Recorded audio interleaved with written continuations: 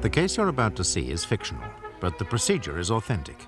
The characters are played by actors, but the jury is selected from members of the public. Members of the jury, Jeremy George Bell stands indicted with wounding with intent, contrary to Section 18 of the Offences Against the Person Act 1861. And the particulars are that on the 19th day of February 1980 at Fulchester, he wounded Alvin Francis Knight with intent to do him grievous bodily harm. To this indictment, the defendant has pleaded not guilty, and it is your charge, having heard all the evidence, to say whether he be guilty or not. My Lord, members of the jury, I appear in this case for the prosecution and my learned friend Mr. Fry for the defence. Members of the jury, you have heard the offence with which the accused is charged, and it is a very serious one.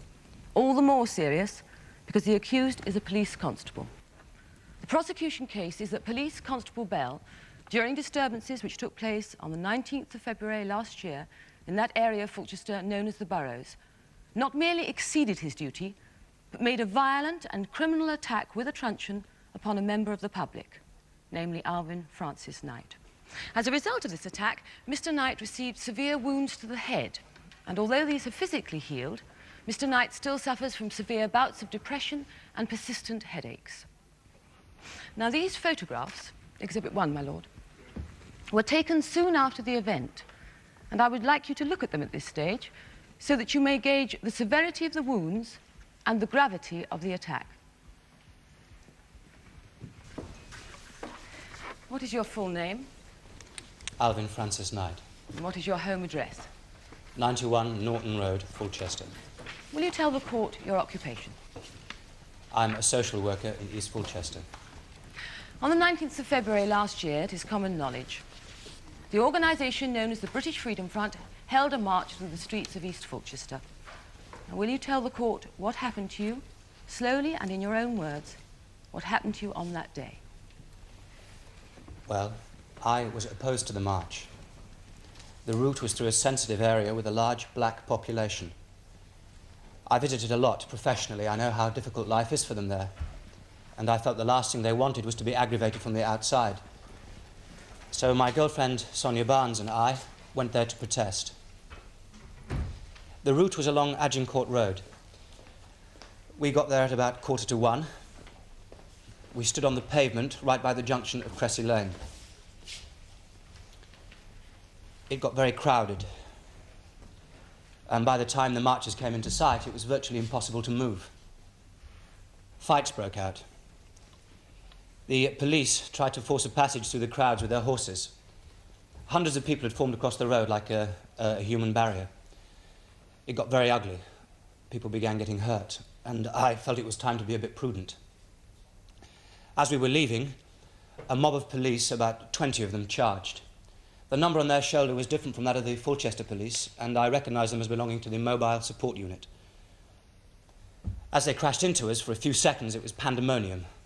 A few people managed to escape down Cressy Lane, and my girlfriend and I followed. But we didn't get very far because Sonia wasn't able to run. Had she been injured? No, but she was wearing high-heel shoes. We ran into the front garden of a house just to escape from the fighting. Constable Bell followed. He charged up to me and began hitting me with his truncheon. Was there no warning? No. Did you say anything either before or after he hit you? I screamed with pain. Now, will you show the court how you were standing before being attacked? Just like this. And where were your arms? Here. Did you strike Constable Bell? No. Did you attempt to defend yourself? No, I couldn't. I was shocked. How many times were you struck? Can you say? 5 or 6 blows. Do you remember what happened next? Well, I was very groggy. Constable Bell dragged me from the garden. I could hear Sonia screaming behind me. There was another policeman standing on the pavement. The two of them grabbed me under the arms and hauled me down Cressy Lane. Then I was bundled into the back of a police van. Now, when you said they hauled you, were you not capable of walking yourself? No, I couldn't. If they hadn't been holding me, I'd have fallen down. I thought I was losing consciousness. What happened next? More people were thrown into the van. When it was full, we were taken to Fulchester Police Station. And what happened when you arrived there? I was taken down to a cell. They laid me on a bunk. A few seconds later, a doctor came down and dressed my wounds. Then I slept for a bit. And then I was taken up to the desk and told I was to be charged with obstruction, breach of the peace, and assaulting a police officer in the execution of his duty. And did you subsequently appear in order to answer these charges? Yes, I appeared before Fulchester Magistrates Court on July the 10th last year. And were the charges proved? No, I was found not guilty. Now, since receiving your injuries, you have tried to get to the police to bring this prosecution, but they've declined. Is that correct? Yes, to no one's great surprise. So that this prosecution is a result of considerable tenacity on your part. John, my lord, you're leading the witness, Miss Davenport. I beg your lordship's pardon. I did not anticipate my friend would object. Mr. Knight, let's just go back to the police station for a moment. After you were charged, what happened then? Sonia was waiting for me. She drove me to Fulchester General Hospital. Now, since receiving your injuries, have you been able to return to normal employment? I've returned, but I don't do the hours I did before. When I'm under stress, I get headaches, and it's a stress-related job. Thank you, Mr. Knight. Will you wait there, please? Mr. Knight, will you confirm that this is a private prosecution brought by yourself? I want the jury to be perfectly clear on that point. It is, my lord. Thank you. Yeah? Mr. Knight, are you familiar with Voltaire's classic dictum, "I disagree with what you say, but I will defend to the death your right to say it"? It's attributed to Voltaire. You know it, then? Yes. You support its premises? In most circumstances, yes. Now, what standards of judgment do you apply? Common sense. You apply your common sense. I would suggest that you prefer to outlaw opinions that do not match your own. Is that not so? No, that's not true at all. More precisely, you would not allow supporters and members of the British Freedom Front to express their opinions. Am I right? Well, let them express their opinion in private. And that's what your common sense tells you, is it? Not just my common sense, but the law of the land. But you're wrong there, Mr. Knight. Because the law of the land does allow organisations like the British Freedom Front to express their opinions, no matter how unacceptable those opinions may be to people like yourself. Then the question common sense demands we ask ourselves is this: how is it that it's an offence for an individual to practice racial and religious prejudice, yet 200 or 300 people can march through a particularly sensitive area and imply exactly that? Because, Mr. Knight, that is the law of the land. Then the law should be in the dock. Oh, dear. Mr. Fry, this is not a debating society. No, my lord. Well, Mr. Knight, you may depict yourself as a model of toleration, but you are not. I suggest that as the policies of the British Freedom Front were not to your liking, you were prepared to go out on the streets last February the 19th and behave in the same ruffianly manner as those you profess to despise. Well, I'll put my politics in another classic dictum. I tolerate all except intolerance. And to whom do you attribute that? Alvin Francis Knight. Well, let's see how tolerant you are, Mr. Knight. Now, some 2 or 3 months prior to February the 19th, when the intention of the British Freedom Front to march through the boroughs became public knowledge, did you become involved with an organisation opposed to the march? Yes. Would you mind telling the court the nature of that involvement? I petitioned the Chief Constable. I wrote to the local newspapers. I attended meetings and rallies, some of which I addressed. Were you successful in your efforts to get the march banned? No. No, but you never accepted that decision, did you? You never did, and you don't accept that organisations like the British Freedom Front have a right to express their point of view. That, in fact, we in this country pride ourselves on allowing all shades of opinion, no matter how strange or unpalatable they may be. I felt to allow the march to take place in that area on that route was an insult to the people who lived there. It was designed to promote one thing and one thing only: racial hatred. Now, if you find that something to be proud of, then that's your problem. Do you think the general public's opinions on race or creed or colour were likely to be affected by the march? What the general public saw was authority giving racists respectability. That's why they took to the streets. So would I be correct in saying that because the police allowed the march, you regarded them with the same hostility as you regarded the British Freedom Front? No, I just thought the police were ill-advised. In any event, when all else failed, you and your friends engaged in mob rule. Because you didn't get your way, you created more violence than ever 300 British Freedom Front members marching unopposed down Agincourt Road would have done. Unopposed? There are thousands of black people living in that area. Nevertheless, you and your friends went to Agincourt Road on February the 19th, despite police appeals to the public to stay away, despite police advice that to attend would be to give publicity to the British Freedom Front. Publicity, by the way, being something that they desired above all else, and despite the violence that your presence there was likely to provoke. Is that not so? The lesson of history is that if we turn our back on fascists and racists, they become bolder. And we all know where that can lead. Now, if the police wanted to avoid violence, they should have called the march off. Well, it seems to me, Mr. Knight, that for all your protestations of being a supporter of democracy, your toleration of other people's views is very selective, isn't it? No. In fact, you will only tolerate those views that happen to coincide with your own, and we all know where that can lead. However, let us move on now, shall we, to the afternoon of February the 19th. You say you went to Agincourt Road with your girlfriend. Yes. Just your girlfriend? Nobody else, no friends, no associates? No, we went on our own. We saw friends among the crowd. Oh, you make it sound almost like a social occasion. Well, for a little while, it almost was. Oh, come now, Mr. Knight. A few moments ago, you admitted belonging to an organisation that was opposed to the march. When I asked you what your involvement was, you said, I petitioned the Chief Constable, I wrote to the local newspapers, I attended meetings and rallies, some of which I addressed. Are you now saying that when all these legitimate efforts proved fruitless, you just gave up the ghost? No, I didn't give up the ghost. I was there. Was there a prearranged battle plan? Not as far as I knew. I suggest there was. I suggest that the junction of Agincourt Road and Cressy Lane was to be the high watermark of the parade as far as the demonstrators were concerned.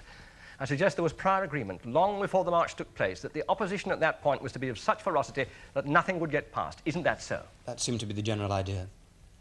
Would you have had a hand in forming that plan? No, but I'm full of admiration for whoever did, because it worked. Oh, yes, it did. At considerable cost. We all lost out on February the 19th, Mr. Knight. It's not an occasion for self-congratulation.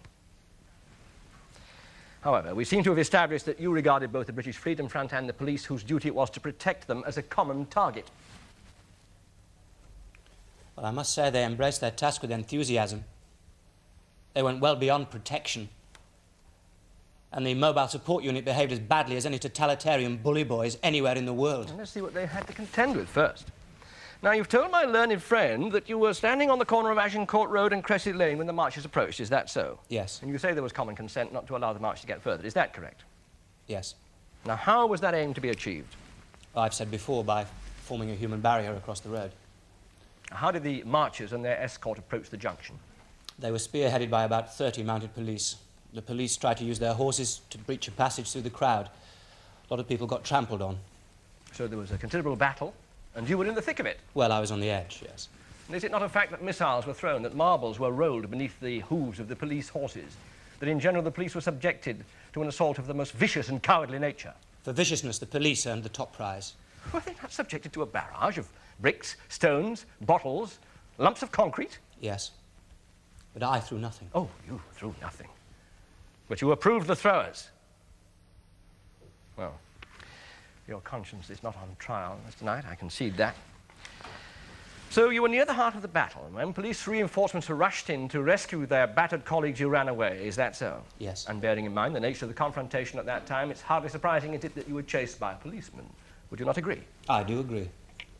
And I'll tell you something else. I expected to be arrested that day.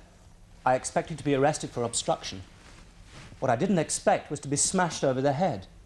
I'd have gone quietly. Mr. Knight, we have heard that you were charged with, amongst other offences, causing a breach of the peace, and that subsequently you were acquitted in a magistrate's court. What precisely were you alleged to have done? I was charged with throwing marbles, my lord. Oh, yes, I see. Yes, Mr. Fry. Mr. Knight, I suggest that you had no intention of going quietly. I suggest that all your actions prior to and during the march point in quite the opposite direction. I suggest that when Constable Bell chased you into the garden of number 6 Cressy Lane, you attacked him because you were motivated by hatred and inflamed beyond reason. Even inflamed, I'd know better than to face a policeman wielding a truncheon. I suggest that, wielding a truncheon or not, your attitude to the police throughout was one of uncompromising hostility. That day it was. I suggest that Constable Bell approached you in the garden of 6 Cressy Lane because he wanted to arrest you.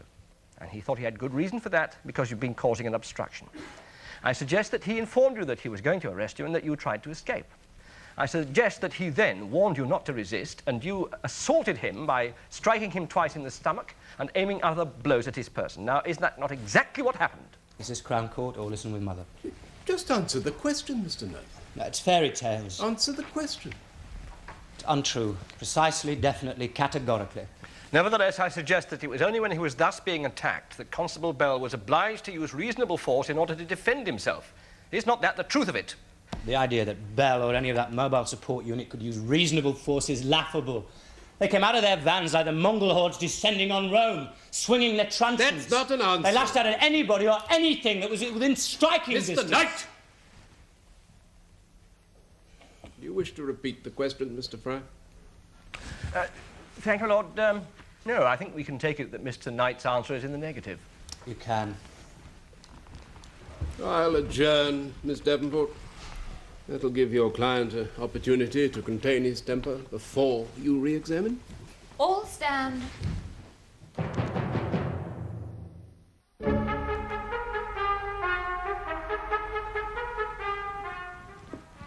Mr. Knight, my learned friend has asked you about your attitude to the police. What was your relationship before the march took place? With the local police? Yes. I'm thinking about your line of work. Do you have much contact? Yes, there is some contact. It's cordial. And when you were lying in the cell, did anyone visit you apart from the police doctor? Yes, Sergeant Crawford. Did you know him? Yes, he's the desk sergeant at East Fulchester Police Station. And what was your reaction when he came into the cell? Well, I was pleased to see him. He came down twice, brought me some tea, sat for a while. He was very decent. Did he show any other concern? Yes, when I left, he put a blanket over my shoulders and said I'd be all right after a good night's sleep. Have you returned to East Fulchester Police Station since? Yes, I took the blanket back. I didn't want to be done for theft. Apart from that, have you returned there? Yes, I have clients I visit. And how would you now describe your relationship with the police?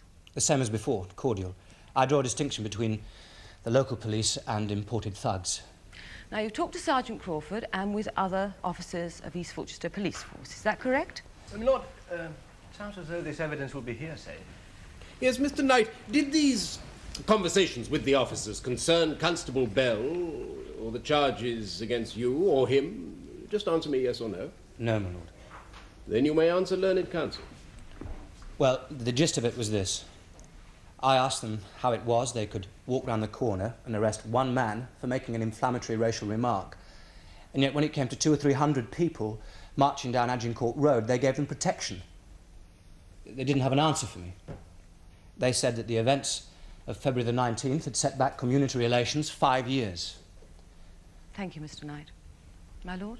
Well, I have no questions. You may go and sit down, Mr. Knight, over there. You are Aziz ul Haq, and you live at number 6 Cressy Lane, Fulchester. Is that correct? Yeah, What is your occupation, Mr. Haq? I'm a bus driver. And do you occupy the entire house of number 6 Cressy Lane? No, I live with my wife and children on the first floor. Were you living there in February last year? Yeah. How far is it from the house in which you live to Agincourt Road? 20, 30 yards. As an estimate, you understand. Yes. And can you see the junction of Agincourt Road and Cressy Lane from where you live? Yeah, the living room's got a bay window. Now, will you tell the court in your own words what happened to you on February the 19th last year? You were at home on that day? Yeah. I stayed indoors, not wanting trouble. I saw everything from the window. I saw the marchers. They got as far as the corner. They were carrying flags, tall Union Jacks. In front of them were half a dozen policemen on horses, trying to clear a way through the crowd. Well, they weren't successful, and there was a great deal of confusion, running and fighting. And then a group of policemen charged them from the other side. Now, one moment, Mr. Haq. When you say the other side, what exactly do you mean? Well, the marchers were coming along Agincourt Road from the left, and then the police charged them in a bunch from the right. Well, some demonstrators stood and fought, others ran. In which direction? Oh, some past my house. How many? 20 or 30. As an estimate, you understand. Yes. Were they being chased by the police? Yeah. How many? Perhaps 8. What did you see happen next? 2 people ran into the garden, Miss Barnes and Mr. Knight. And what did they do then? Turned round and stopped. What happened next? Policeman followed him into the garden and started to hit Mr. Now, there's Knight. no dispute about this. The policeman was Constable Bell. Can you tell me the interval between the arrival of the 2 people and the arrival of Constable Bell? I should say about 5 seconds. And then what happened? He began hitting him. The policeman hit the man. With what? Truncheon. Did you see where the blows landed? Oh, yeah, here and here. And how many times would you say the policeman hit Mr. Knight? 5 times, perhaps 6. And when Constable Bell entered the garden, was he carrying his truncheon? Oh, yeah. What did Mr. Knight do as Constable Bell approached him? Nothing. He was just standing. And the woman, Miss Barnes, what was she doing? Nothing, just standing. Did you hear any voices? Was anything said? No, the window was closed. But in any case, I heard no voices. What did the man do as he was being struck? He tried to defend himself. He put his arms Did up. he strike the policeman? No. Was there a struggle? No struggle. Just a policeman coming in the garden and hitting him. And what was Mr. Knight's posture before he was attacked? I mean, was he standing normally? Yeah, absolutely normally. And where were his hands? Oh, his hands were here. Now, can you remember anything else that happened? Mr. Knight screamed in pain. Did you not say the window was closed? Yeah, the window was closed, but the screams were loud. What happened next? When the policeman started to hit Mr. Knight, the woman, Miss Barnes, ran to the door and started banging. With her fist? No, there's a knocker on the door. Old, iron, very heavy.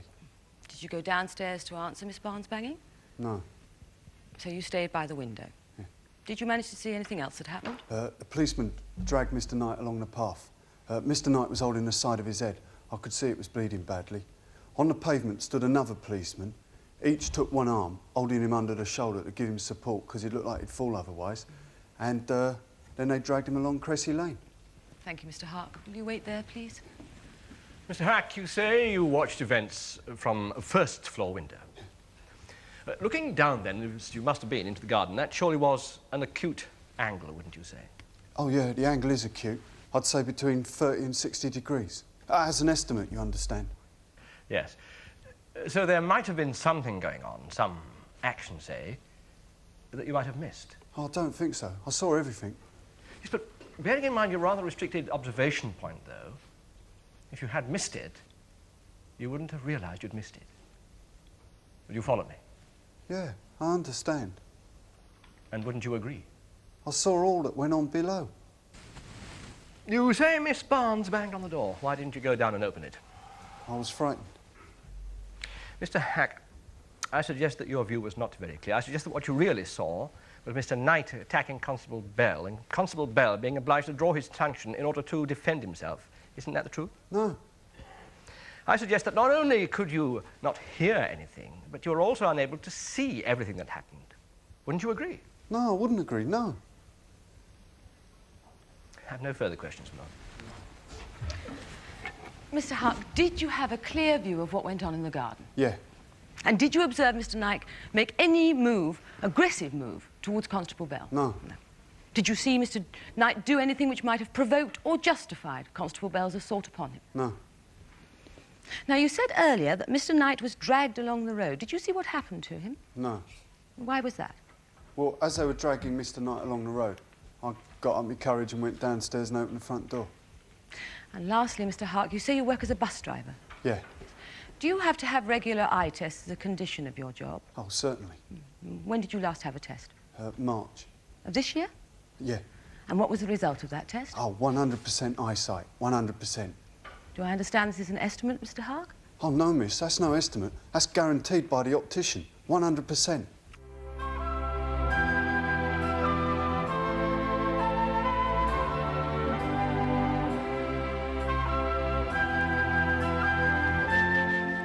The case of Knight versus Bell will continue tomorrow in the Crown Court.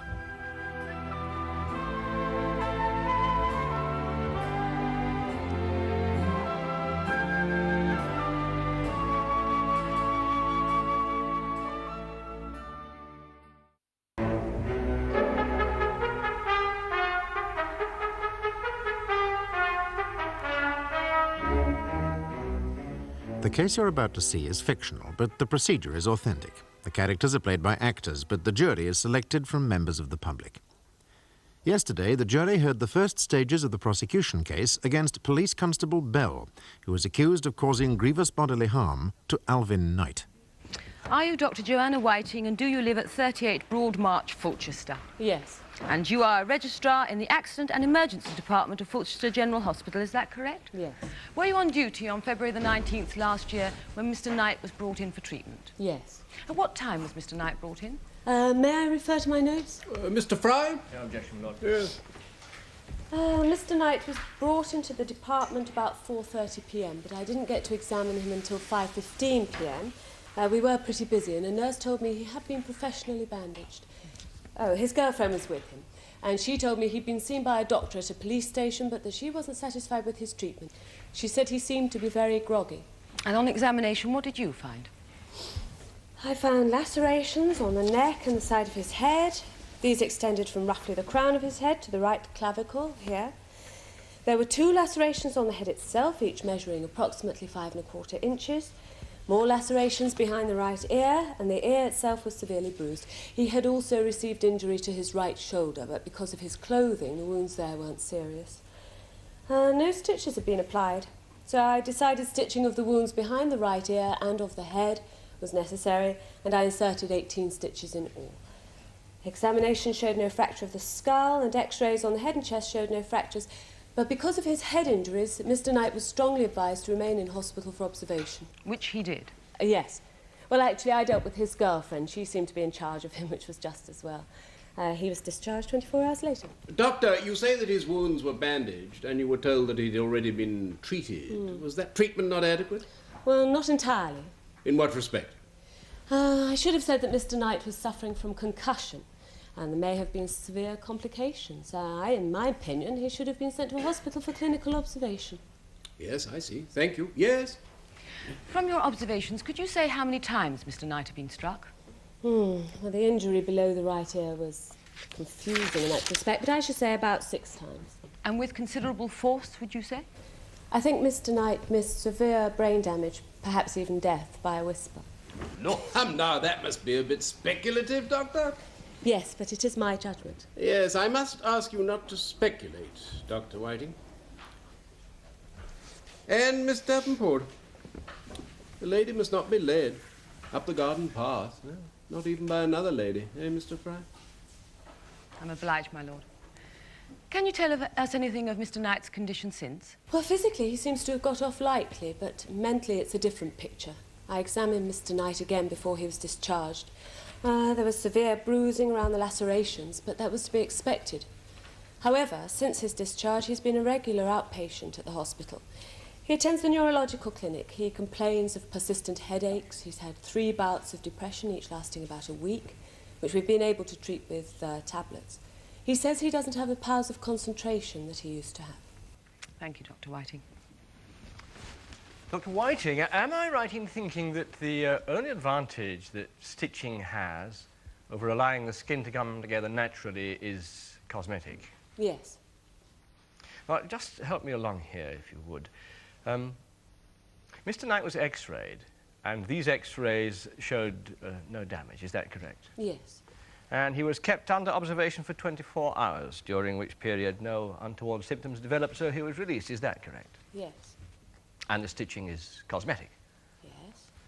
Would you not agree then, Dr. Whiting, that the treatment and advice given to Mr. Knight by the police surgeon was entirely adequate and correct? Well, in my opinion, the wounds should have been stitched. Otherwise, yes. No further questions, Lord. Thank you, Dr. Whiting. You are Sonia Barnes, you live at 91 Norton Road, Fulchester, and you are a primary school teacher, is that correct? Yes. Miss Barnes, I want you to turn your mind back to the events of February the 19th last year. It's not difficult. I have nightmares about it 5 times a week. Yes, well, I want you to tell the court what happened as you remember it.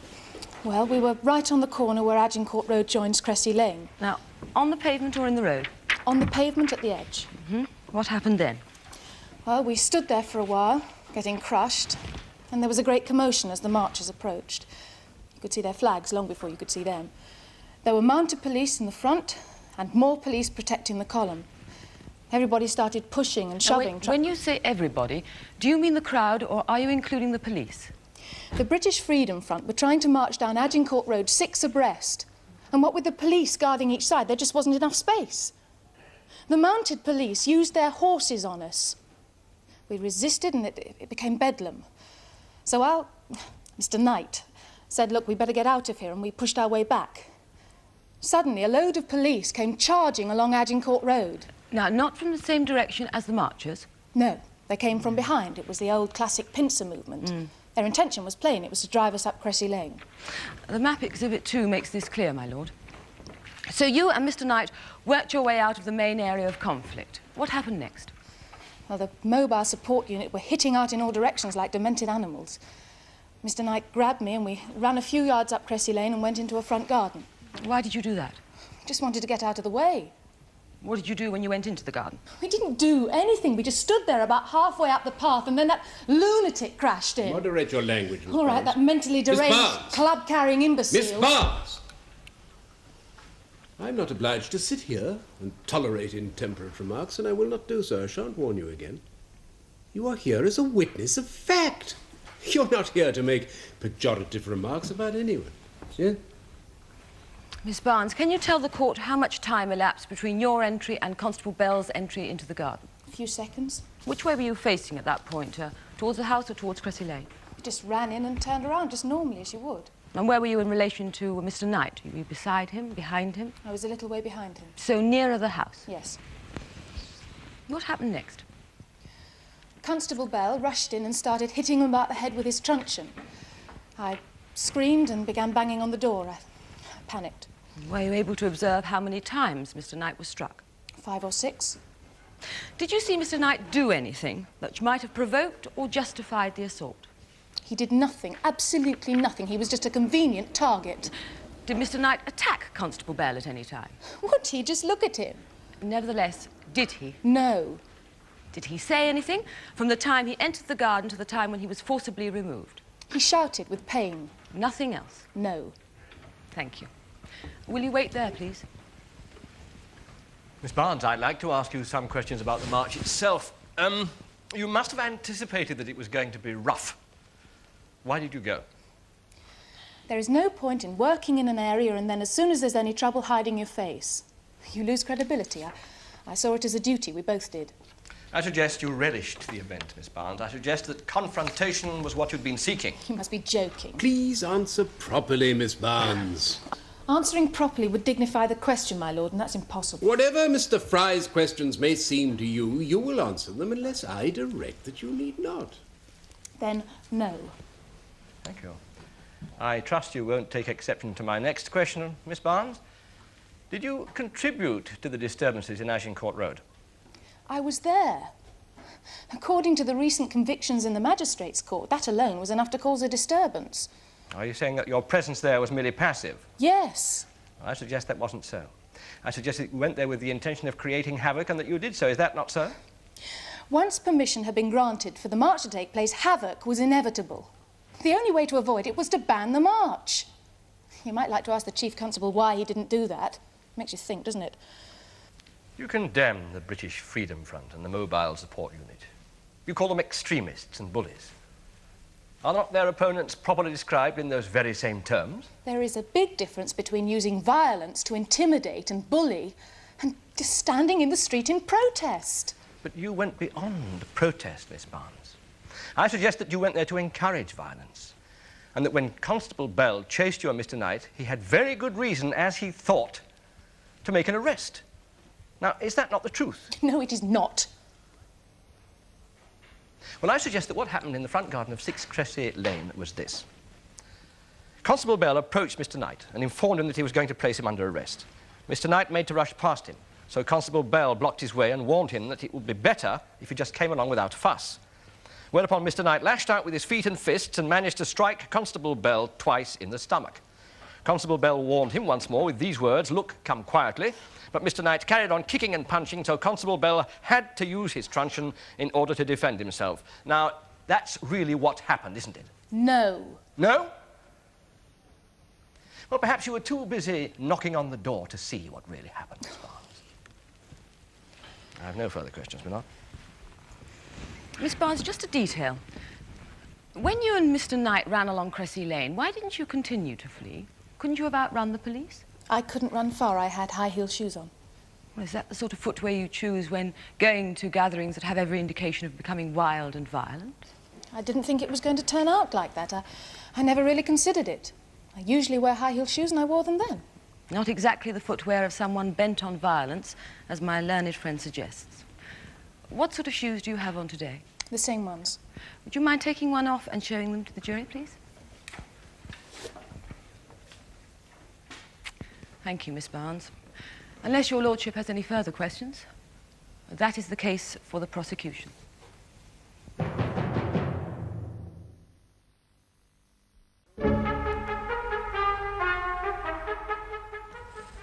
You are Jeremy George Bell. You've been a policeman for 10 years, and on February the 19th last year, you were attached to the Mobile Support Unit. Yes. Would you tell the court what happened on that day, the day of the British Freedom Front March? May I refer to my notes, my lord? I have no objections, my lord. Yes.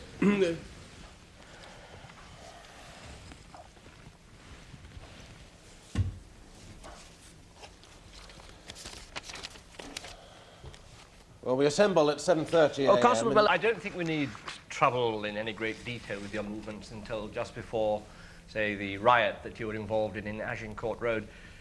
So perhaps you'd start at lunchtime rather than breakfast, so to speak. Well, during the morning we were located in several areas. I take it then that you were being held in reserve? Yes, my lord. Yeah, go on. At approximately 11:30 a.m. we parked on the corner of Agincourt Road and Tramecourt Avenue. We remained there until just before 1:30 p.m. We were then called upon to provide reinforcements further down Agincourt Road, which we did. And this call upon your services, was it of an urgent nature? Yes, the whole thing was out of control. Did you see anything to confirm this view as you went towards the area of the conflict? Yes.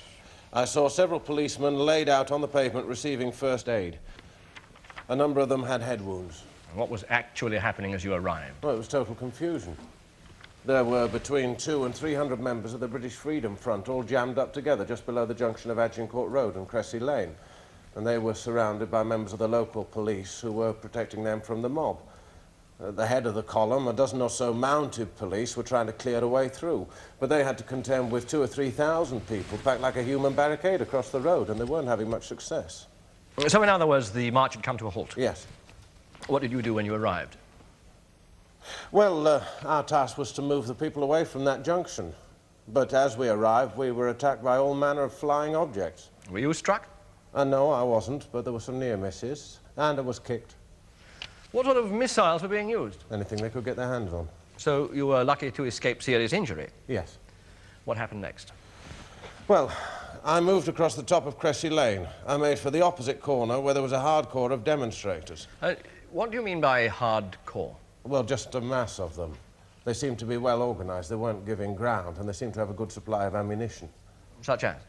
Bricks, bottles, marbles. What were they doing with the marbles? And they were rolling them under the hooves of the police horses. What happened next? Well, we approached the group with the intention of making a number of arrests for breach of the peace. But as we arrived, scuffles broke out and some of them ran off. We gave chase. Two of them, who I now know to be Mr. Knight and Miss Barnes, went into the garden of number 6 Cressy Lane. I said to Mr. Knight, "I saw you throwing marbles and I'm arresting you for causing a breach of the peace." You liar! Miss Barnes, I will not allow outbursts or interruptions. If you do it again, you'll be removed. Yes, Mr. Fry. Were you convinced that you saw Mr. Knight throwing marbles? Yes. And since Mr. Knight has been charged with and acquitted of this crime, have you now changed your view? No, but that was the verdict to the magistrate's court. I see. So after you cautioned Mr. Knight, what happened next? He tried to run past me. I told him it would be best if he didn't resist. He then began to kick and swung punches at my body. 2 blows landed in my stomach. I told him to stop it and to come quietly. He continued to aim blows, and I struck him 5 times in order to defend myself and bring him under control. Constable Bell, do you think you used excessive or unreasonable force? No, I was being attacked and I had to defend myself. Do you think that your behaviour was proper and normal, given the circumstances? Yes. You then presumably made your arrest. What happened next? Well, I accompanied Mr. Knight out of the garden. Constable Copesley was standing by the wall. He helped me escort Mr. Knight to a police van which was parked further along Cressy Lane. Thank you, Constable. Constable Bell, I'd like you to retrace your steps. You began to say when you started to give evidence that you assembled at 7:30 in the morning, and then my learned friend advanced you from breakfast time to lunchtime, so to speak. But I'd like to know what happened between that early hour and 1:30 approximately when you left the police van. Well, we were in the police station till 8:30 a.m. Then what? Nothing. Nothing? But that's nearly 5 hours. Did you have no duty, no function? No. Where did you spend those hours? In various locations. Yes, but where were you? In the van. All the time, without getting out? We got out for tea twice. For how long? About 20 minutes. On both occasions? Yes. So, you were cooped up in the van for a period of 4 hours, 20 minutes? Yes. During that enforced period of idleness, one might even say incarceration, did it not play on your nerves? No. Did it make you restless? No. Fidgety? No. Frustrated? No. Well, these were surely unusual conditions. I mean, how did you acclimatise yourself to them? Well, I'd say the conditions were quite normal. Oh, it's normal training, is it, to be shut up in a van for 5 hours? Well, the doors were partially open. Still, was it not cramped? Just a minute. What sort of a van was it, eh? A transit, my lord. Oh, yeah. Well, there were seats. Yes, my lord. Yeah, yeah. Well, let's get on.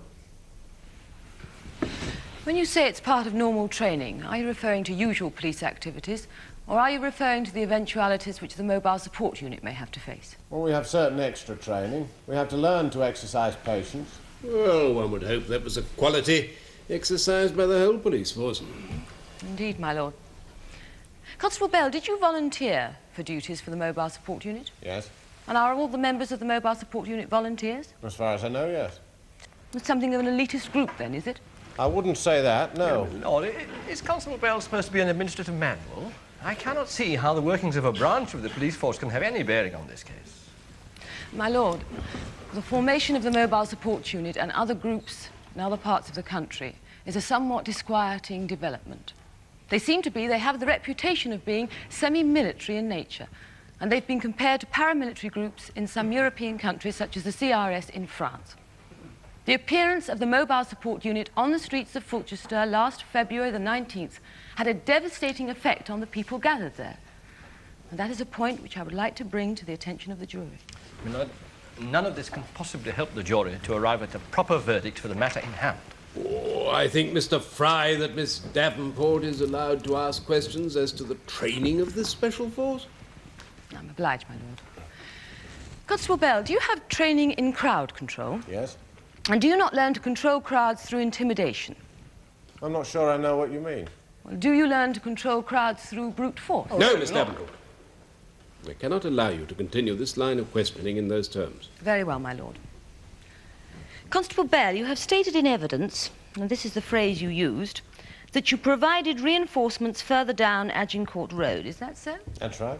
What form were these reinforcements going to take? What form? Yes, what were your instructions? Well, we understood that the police already on duty were being overwhelmed and we had to give our support. So after 5 hours in the van, with 2 20-minute breaks for tea, the moment was at hand. You were about to go into action. The local force was being overwhelmed and you were going to lend your support. Is that correct? Yes. Well, what were your orders? I've just explained. We had to lend support. Yes, but what exactly were you going to do? Restore order, calm things down. How were you expected to achieve this aim? Well, the policy, as I understood it, was to clear the streets. How? There were thousands of people there. How? Were you going to ask them to move along? Variations on that approach, yes. Well, it's the variations this court is interested in. Now, you've said the policy was to clear the streets. Yes. Wasn't it the intention, then, of the mobile support unit to push the demonstrators up Cressy Lane, use it as a sort of escape valve? Yes. Because the policy was to clear Agincourt Road? Yes. Yes. Well, if that was your objective, and there does seem to be a certain amount of logic to it, what were you doing chasing 2 people up Cressy Lane? Well, I'd seen them commit a breach of the peace. I went to arrest them. Oh, so you deserted the area in which your function was clear, i.e. Agincourt Road, to chase 2 insignificant lawbreakers? I don't think there is such a thing as breaking the law insignificantly. Oh, really, Constable Bell? You have stated that the whole area was erupting with fights. You have stated that it was your priority to clear Agincourt Road to get the march moving. Now, I'll ask you again. What were you doing chasing Mr. Knight and Miss Barnes up Cressy Lane? Witness has already answered, Miss Davenport. Very well, my lord. Constable Bell, as you approached the demonstrators, were you walking or running? It was too crowded to run. Nevertheless, I suggest you were running. I suggest that you, in the company of your colleagues, charge the demonstrators in a disciplined, cohesive body. No. You were on your own, then? No, there were several officers with me. Was your truncheon drawn? Yes. Well, I put it to you that the method by which the mobile support unit were determined to disperse the crowds was by cracking heads open. It was us that was getting our heads cracked open. Let me remind you of something you said earlier on. You stated, "We approached this group with the intention of making a number of arrests for breach of the peace." Is that so? Yes. Well, that sounds almost civilized. But we're agreed that wasn't the way it was at all. Because what was actually happening was between 6,000 and 8,000 people were gathered in one of the most massive demonstrations this city has ever known. The level of protest from decent, ordinary people was unprecedented, and the result was total pandemonium. And you are asking this court to believe that you approached this group with the intention of making a number of arrests. Well, it sounds most orderly, for all the world like a minor traffic offence. But I put it to you, Constable Bell, that it was impossible to achieve the police aims, or more pertinently, the aims of the British Freedom Front, without using considerable violence. And hindsight has proved that it was impossible to achieve these aims with it. But your instructions were to use whatever force you liked to clear the streets. And after 5 hours in the van, you were ready to do just that. Is that not so? I used no more force than the situation demanded.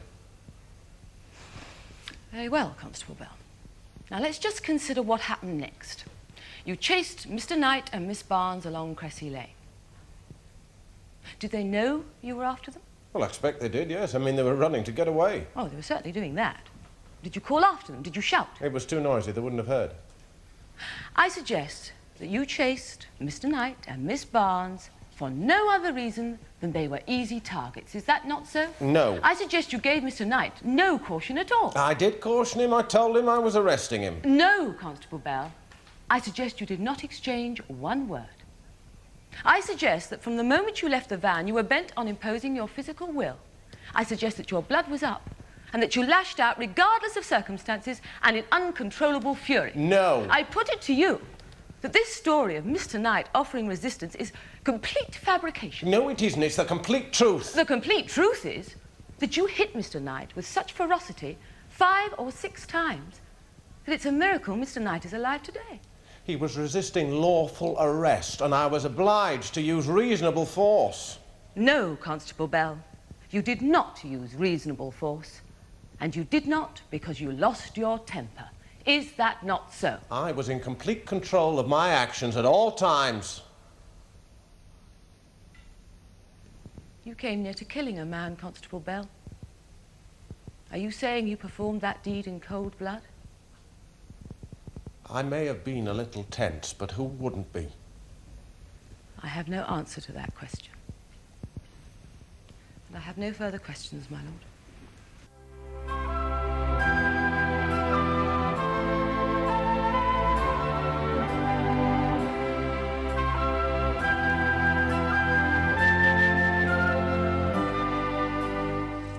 The case of Knight versus Bell will be concluded tomorrow in the Crown Court.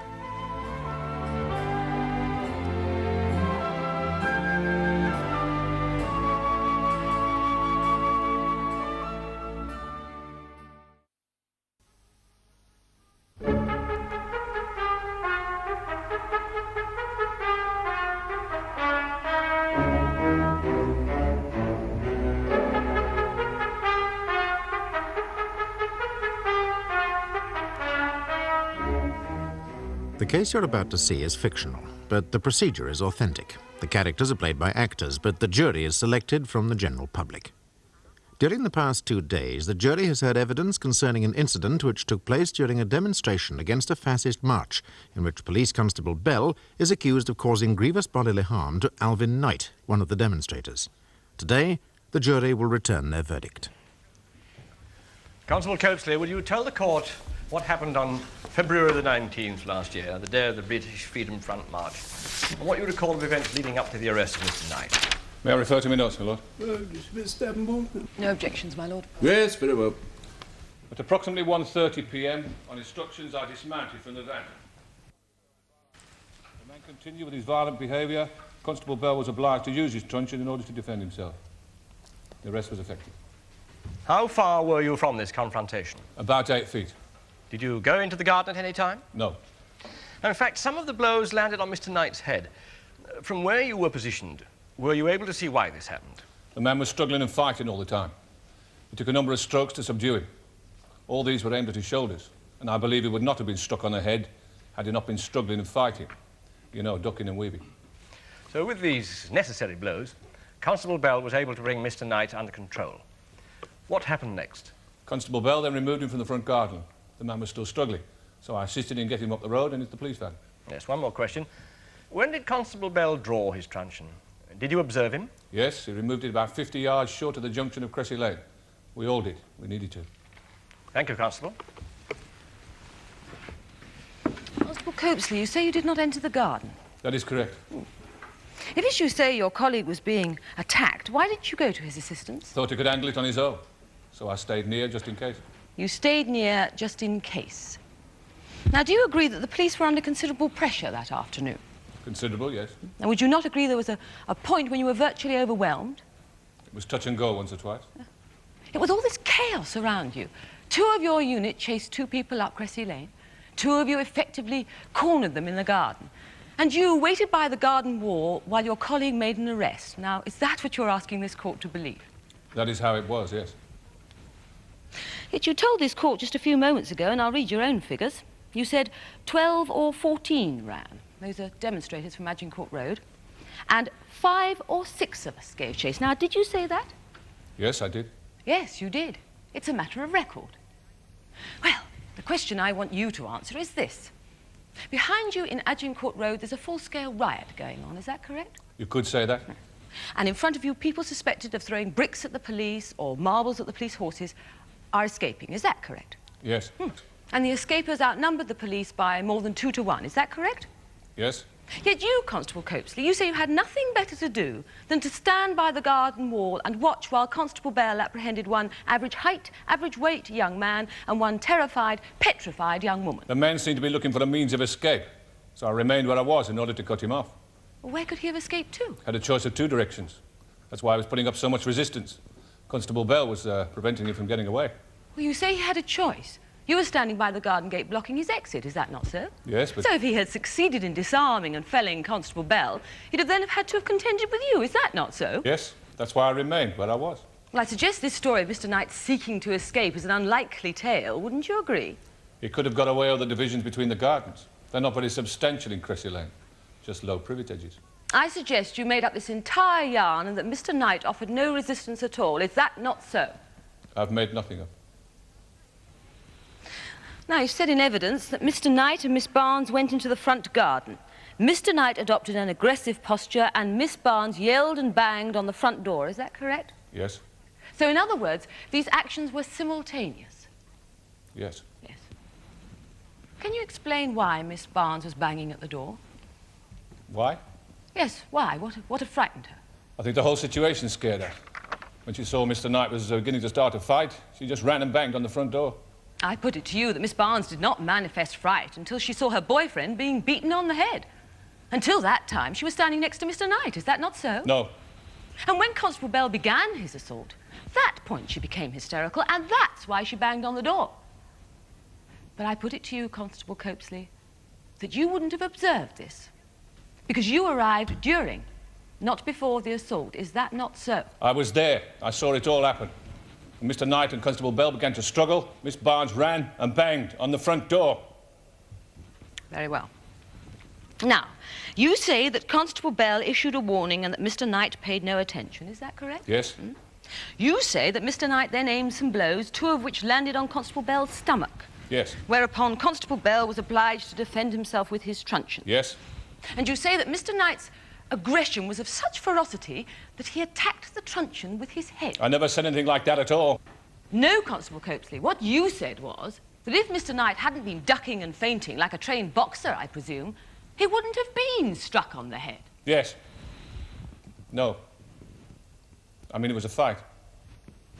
Are you then telling this court that Mr. Knight took on one constable with another in reserve 8 feet away, took up the trained posture of a fighter, hit Constable Bell twice in the stomach, and then was expert and agile enough to deflect blows from a truncheon that were aimed at his shoulder onto his head? You're twisting my words. But they are your words. Is that what you're asking this court to believe? Yes.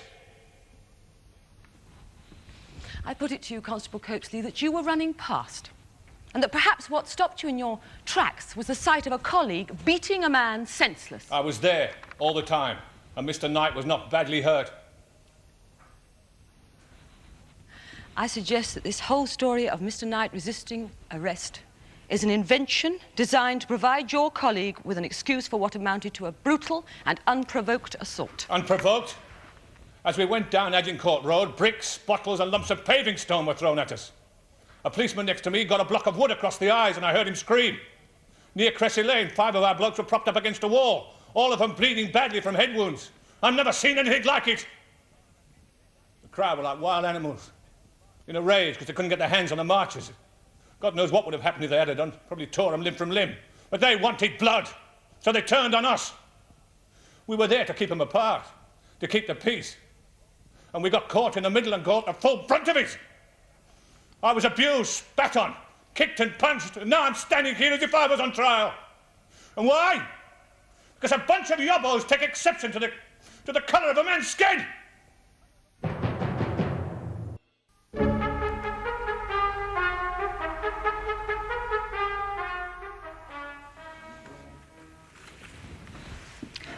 Ladies and gentlemen of the jury, let me remind you of certain facts.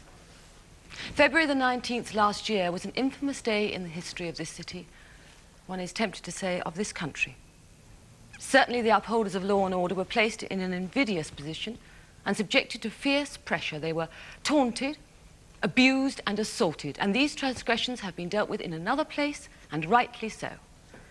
But let's reflect for a moment upon the role of the policeman. Now, he's well acquainted with abnormal situations. What for the average member of a law-abiding community is a catastrophic event is for the constable on the beat or in the squad car a regular occurrence, more often than not unpleasant, occasionally repulsive, frequently dangerous. The policeman's lot, as the song goes, is not a happy one. Now, he is trained for this task, but beneath his uniform he remains, as Constable Copesley has demonstrated, a human being. Now, you may consider that Constable Bell had a greater measure of training than the police and the local force. He was, after all, a member of a special unit, and perhaps was better qualified to deal with the events of February the 19th. Now, you've heard him say in evidence that he had to wait 5 hours before being called into the fray. Did his training turn him into a superman without the ordinary human feelings of boredom and frustration? I suggest it did not. And you may wonder what his orders were and what passed through his mind as he sat in the cramped confines of his van. Let's turn now to Mr. Knight. It's been intimated that Mr. Knight was a conspirator in the events of February the 19th. Now, even if that is so, Mr. Knight need not deny it, because to protest in an orderly fashion is his democratic right. And there has been not one shred of evidence to suggest that Mr. Knight's conduct was other than orderly. Indeed, this court has heard that he was accused and acquitted of such accusations. Now, if he had been allocated a premier part in the protest, would he have taken along his girlfriend, subjected her to the kind of battle we've heard related here? I suggest he would not, even though, as you have seen, Miss Barnes is undoubtedly a spirited lady. And is there not some indication from the very position that they took up on the corner of Agincourt Road and Cressy Lane that trouble was indicated and that that location was chosen to allow for a fast exit? I submit that that was the case. Mr. Knight went to protest. When he ran in innocence. Let me remind you that he said he expected to be arrested that day for obstruction. Now, clearly this man has no fear of the police. He does not see them as his enemy. Think of his position in the community. He is a man concerned with his fellow human beings. His is a caring vocation. And through his work, he is acquainted with nearly every police officer in East Fulchester. Now, Mr. Knight continues to enjoy the confidence of the police. You have heard him declare that his relationship with them remains cordial. He bears no grudge. He accuses that one man. Now, you may consider that Mr. Knight is a principled man, one who sticks to his guns, a passionate one, but not a violent one. and that when Constable Bell advanced upon him in the garden of 6 Cressy Lane, he would have gone into custody with a minimum of verbal protest. But that is to imagine conditions that simply did not exist that day. Now consider the photographs of his wounds. Are these not the disfigurements of a vicious attack? Can anyone honestly believe for one moment that these are the results of the exercise of reasonable force? Now, of all the people who've given evidence here today, perhaps the one we should pay most attention to is Mr. Hark. Now, he's confessed that he was too frightened to go out and be counted on the march. He has confessed he was too frightened to go down in answer to Miss Barnes' frantic banging. He is, as you have seen, a mild man. Clearly, only the fact that he witnessed a brutal assault has persuaded him to come to the court today to give evidence. And he witnessed it, ladies and gentlemen of the jury, from the supreme vantage point of the bird's eye view. Now, I see my learned friend is shaking his head, but think back to occasions when you've looked into a front garden from a first floor window and just remember how good that view was. Now, finally, I'd like to return to Constable Bell. He sits in his van, hour after hour, brooding perhaps, apprehensive perhaps of what awaits him in the streets. And when finally he's called into the fray, what does he see? He sees his colleagues injured, blooded, having their wounds bandaged as they lie on the ground. I submit Constable Bell lost his temper. He lost his reason. He charged in anger and he struck in revenge. Now, ladies and gentlemen of the jury, our police force has an awesome trust and a solemn burden. And for the most part, they discharge their task with honor. But if our society is the decent, civilized society we believe it to be, and if we are to continue to have respect for it, then we cannot allow officers of the law to go about behaving like the hooligans they are supposed to control. I submit that the issue of whether Constable Bell used reasonable force does not exist because he had no need to use any force at all. I submit he struck Mr. Knight with total disregard for life and limb. And if you agree with this view, you must find the defendant guilty. Members of the jury, my learned friend has drawn your attention to the pressures that Constable Bell and his colleagues were under on the morning of February the 19th last, and has suggested that the defendant cracked under the strain. She painted a picture of oppressive tension and fearful anticipation. Well, it's a nice melodramatic touch, but it's pure conjecture, and therefore you must reject it. There may have been boredom in the police van that morning, nothing else. So let's forget the melodrama, shall we, and consider the evidence instead. Now, the evidence you've heard points in one direction, and one direction only. Police were being attacked that day. Many were injured, some seriously. That is fact. The resistance that Constable Bell encountered from Mr. Knight when he attempted to place him under arrest was just one in a series of such incidents. The puzzle is, members of the jury, and this is an important point for you to consider, the puzzle is why Mr. Knight has brought this action. Why has Mr. Knight fought so tenaciously through the lower courts? Because make no mistake about it, the bringing of this private prosecution to the state where it is before you 12 good people now was a long, complicated, testing and costly affair. Well, you may think that part of the answer to that question lies in something that my learned friend mentioned a few moments ago. She described Mr. Knight as passionate and principled. She drew a picture of him as a stalwart of the community, a caring man with a forgiving nature. But members of the jury, the dividing line between passion and fury is paper thin. And the gap between rigid principles and extremism very easily bridged. See, I would suggest that Mr. Knight is a man intoxicated by his own feelings. I'd go further and say that he suffers from a sense of persecution, a persecution mania. And that when he feels he's being victimised, or that his flock is being victimised, his passion, which my learned friend described to you as being a great virtue, goes completely out of control. You may feel you saw something of the fires of that volcano when Mr. Knight was in the witness box. It's my belief that a further part of the answer to the question, why are we here today, is this. Mr. Knight believes that the persecution of the British Freedom Front is the good fight, and he's reluctant to leave the battlefield. He believes that the British Freedom Front, whose creed he finds reprehensible, should never have been allowed to march through the boroughs at all. More important, he's anxious that such a parade should not take place again. Now, of course, opinions on this matter are divided because, after all, we have a free society. But one thing you can be certain of, members of the jury, this trial has ensured that the argument will remain in the limelight, and that is because Mr. Knight sees it and saw it in exactly the same way as the British Freedom Front saw it, as publicity. Mr. Knight has used the witness box as a platform from which he's lost no opportunity to dispense his political views. And he has, in large measure, succeeded, because this trial and your verdict, members of the jury, will make news.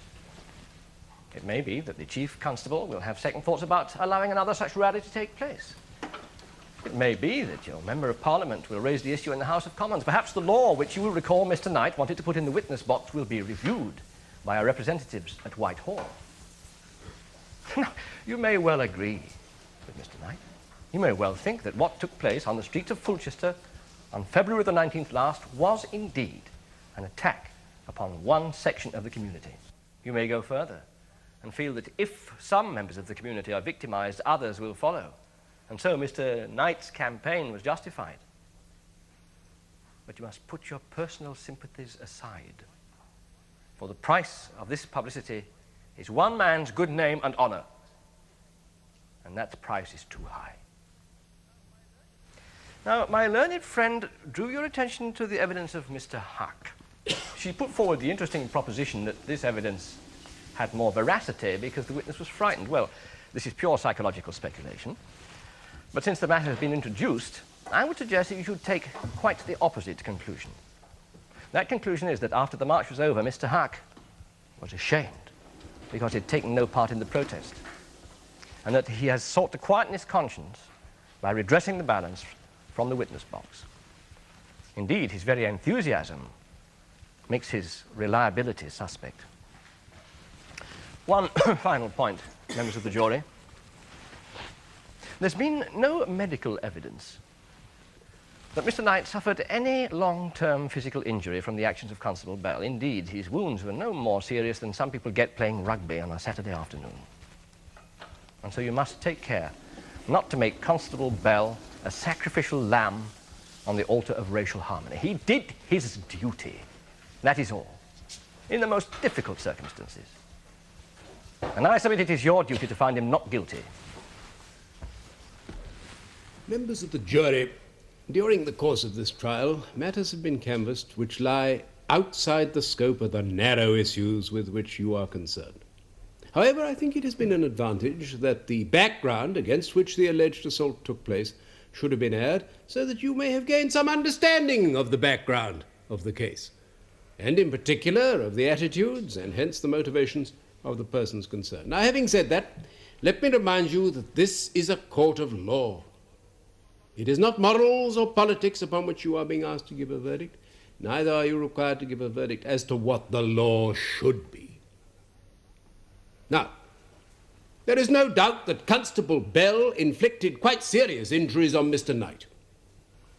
However, his defence is that he was only acting in the course of his duty, and that he only used reasonable force to defend himself whilst attempting to effect a lawful arrest. So first I suggest you ask yourself this question.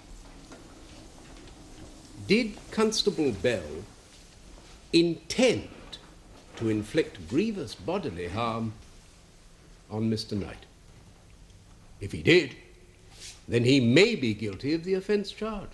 If he did not so intend, then he could only be guilty of a lesser offence, namely assault occasioning actual bodily harm. So, first you must decide what offence you are concerned with. Then look at the defence. Now, was Constable Bell attempting a lawful arrest? That is, did he believe on reasonable grounds, whether mistaken or not, that Mr. Knight had committed a breach of the peace? If he did not so believe, his defence fails. If he did believe it, then did Mr. Knight offer to resist? If he did not resist, again the defence fails. If he did resist, was the resistance offered by Mr. Knight sufficiently violent to entitle Constable Bell to use the degree of force which undoubtedly he did use? In other words, was it reasonable in all the circumstances? Now, this is a rather unusual case in that it is not, as is generally so, the Crown that has prosecuted. It is a feature of Anglo-Saxon law that entitles the man in the street to bring a prosecution for an offence he alleges has been done to him. And the right to do so is a splendid example of the equality of the law which we practice, and that law is no respecter of persons, be he a police officer or the humblest of the Queen's subjects. In other words, legal democracy. But, as always, equality has a reverse side to it. It is not simply a privilege. It imposes obligations. And in this case, it means that Mr. Knight must assume the same burden of proof that the Crown normally does. He must satisfy you beyond reasonable doubt. So, now will you please retire? Elect a foreman to speak for you and consider your verdict. All stand.